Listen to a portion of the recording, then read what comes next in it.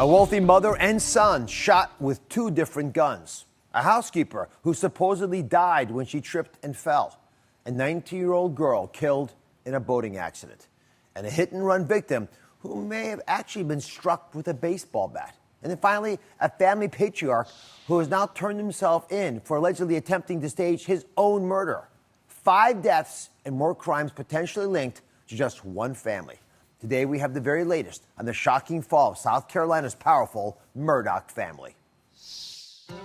Personal injury lawyer Alex Murdaugh hails from a prominent legal dynasty that dominated the South Carolina Low Country's justice system for over 80 years.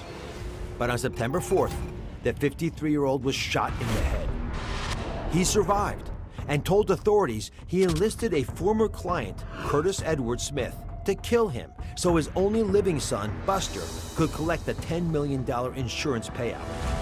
Smith was arrested on charges including assisted suicide and aggravated assault and battery.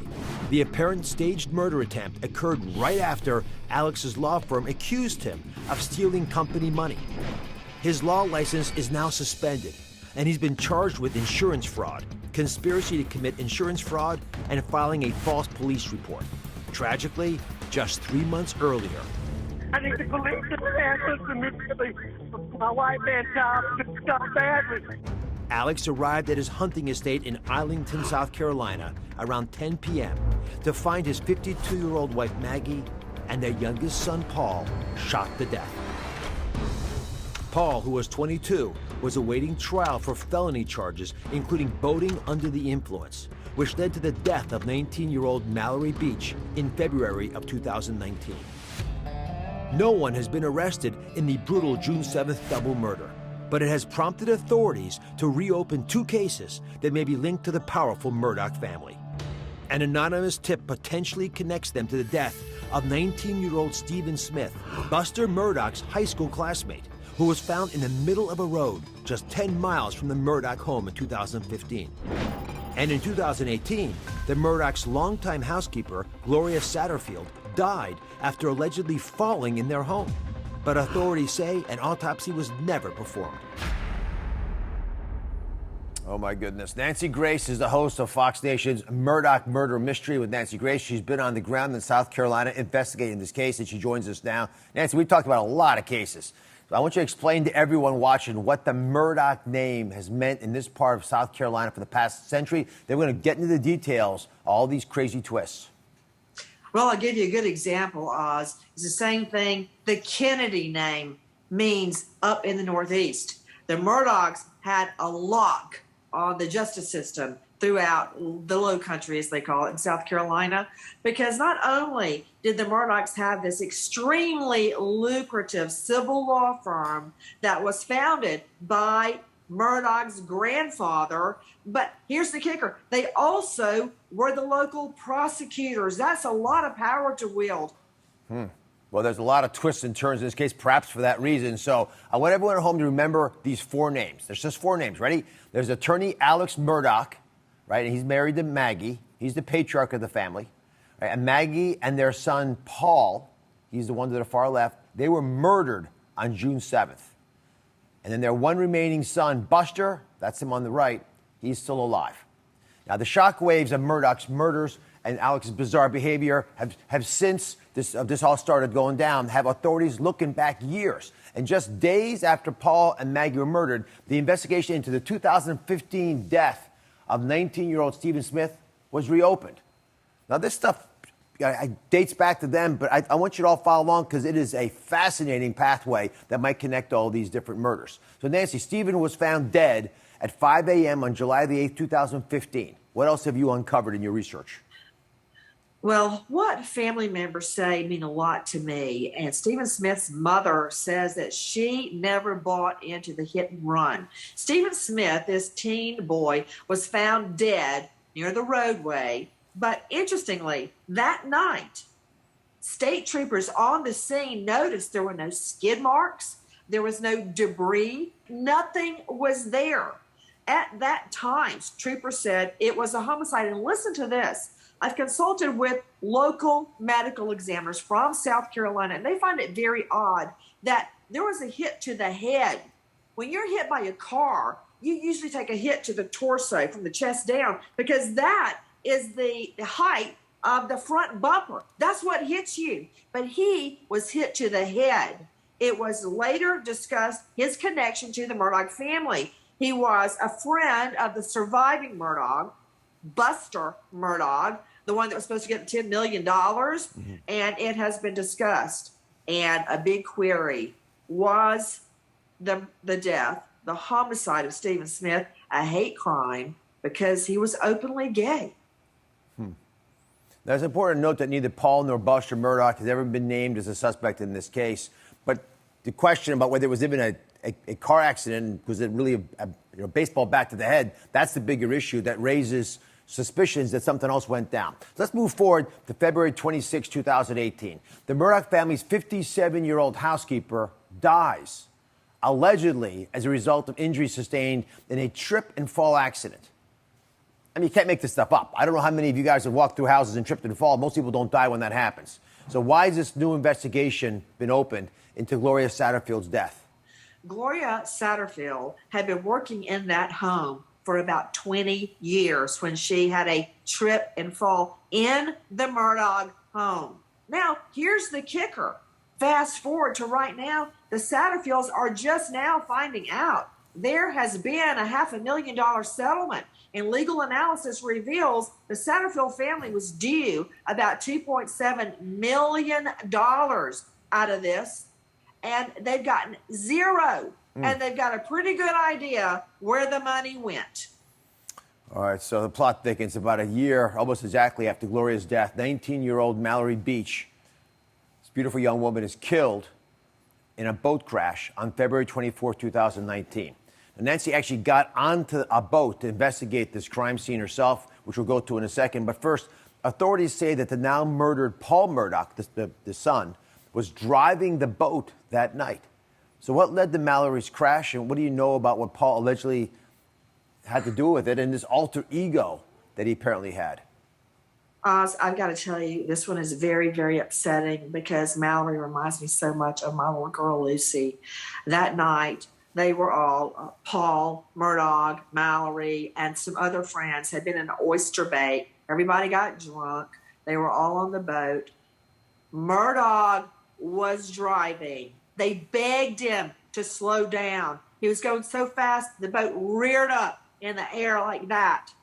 And he crashed into some big pilings. Mallory flew off the boat, and her body was in the water 5 days, just bloating until they found her dead. That's terrible. Now, Paul had pleaded not guilty to the charges and was awaiting trial, but then on June the 7th of this year, he and his mother, Maggie, they're discovered murdered in their hunting lodge. So what do you know about these deaths so far? Well, I can tell you what, that is some pretty coincidental timing, right? Paul Murdaugh is going to trial the following week on the death by boating. It's like a DUI, except BUI, boating under the influence. He was snookered out of his mind. Just before he goes to trial and may have to answer up on these charges, he ends up dead. Sources saying that at least one of the weapons used is connected to the Murdaugh family. Well, the plot thickens. Coming up, Nancy's taking us to the scene of Mallory Beach's death, and we have shocking new insights from one of the first rescuers in the water. That was Nancy Grace at the scene of 19-year-old Mallory Beach's death for her new Fox Nation special, Murdaugh Murder Mystery with Nancy Grace. A 22-year-old Paul Murdaugh was awaiting trial for allegedly killing Mallory until he and his mother were murdered earlier this year. Let me show you all the part of South Carolina where this boating tragedy occurred.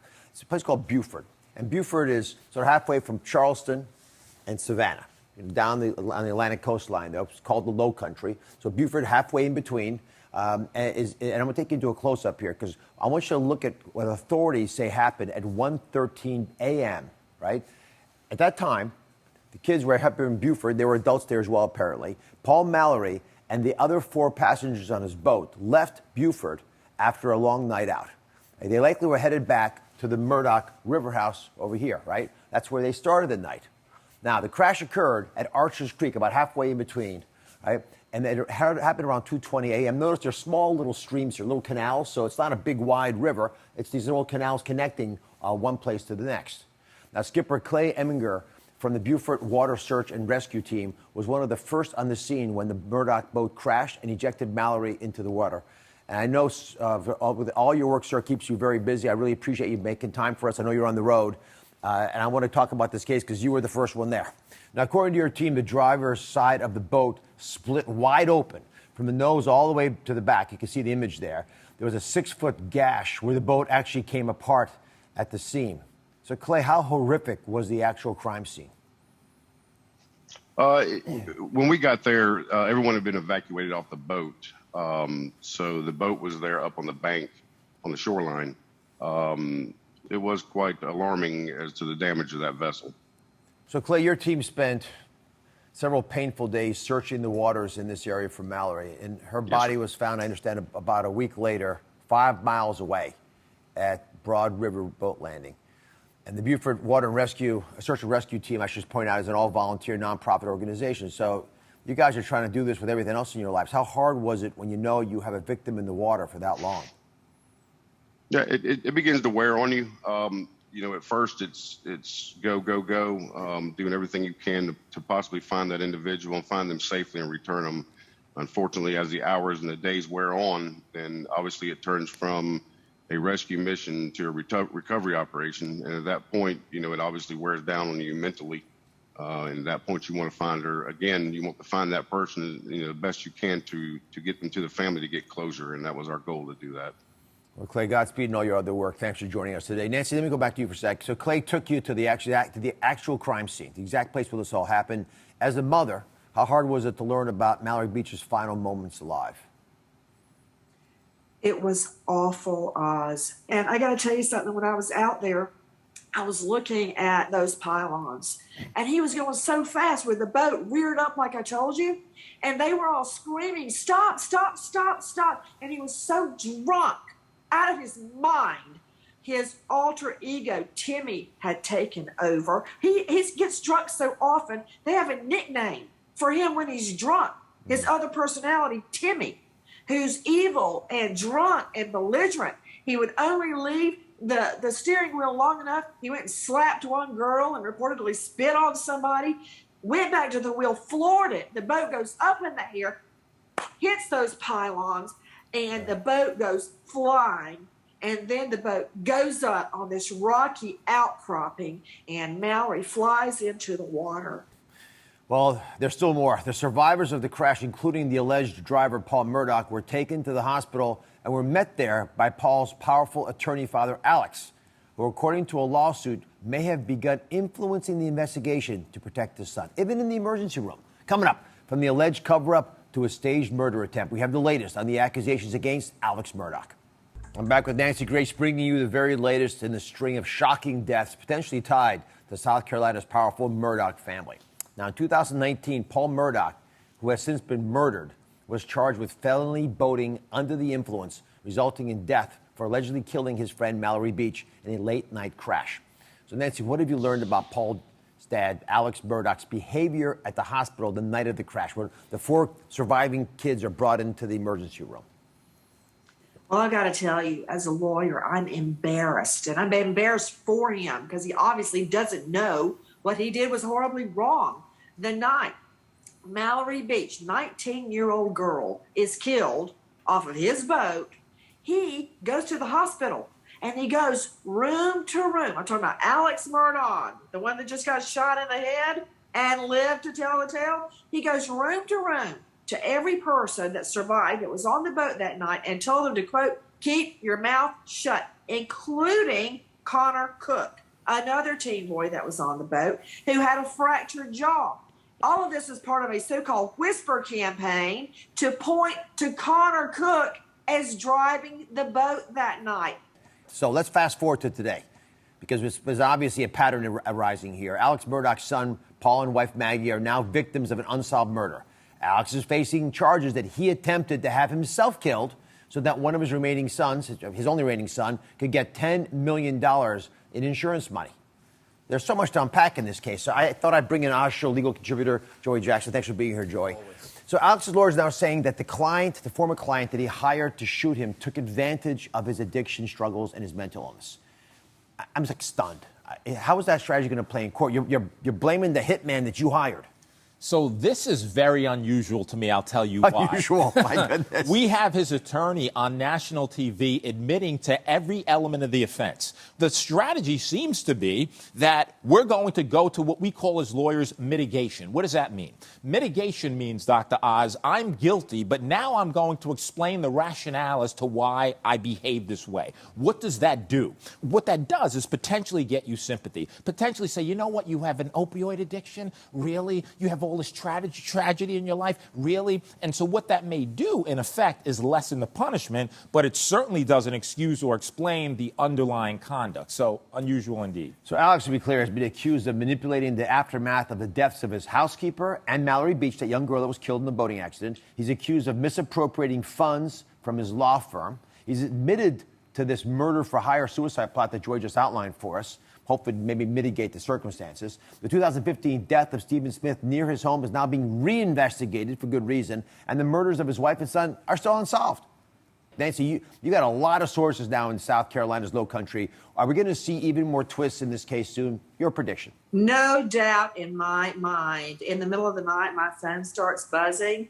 South Carolina witnesses, locals that I met when I was down there investigating. And I got to make you look at one thing: money. Money in the Satterfield case. Money in the Mallory Beach case. Because if that case had gone to trial, they were going to delve into the Murdaugh's finances. Money as it relates to his fake assassination attempt out on a rural road.